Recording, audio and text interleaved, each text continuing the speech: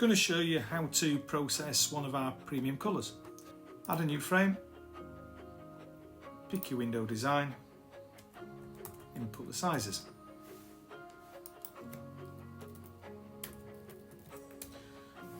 So we're going to select the R7 group, which is what we do the premium finishes on.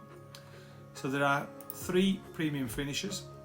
If we scroll down to the bottom, you can see those there. So we've got Sage, Clay and Noir.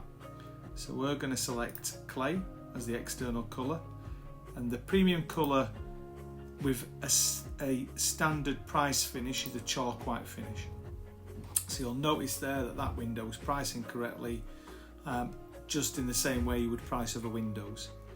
If you wanted to price with a different internal finish, which is also within our premium finish, then you can select those down here. So we can select either a grained white finish or the new Ultimatte white finish.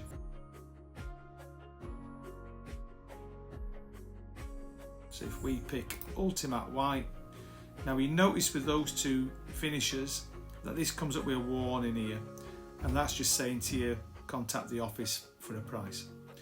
So in this situation, the price on the screen is correct, the price that you'll see there, and what we need you to send us in the office is a report so we can tell you what the surcharge is. So you click on reports, override the warning, and over on the left side you've got a document called profile stock requirements. So if you print that, either print it and scan it or print it as a PDF.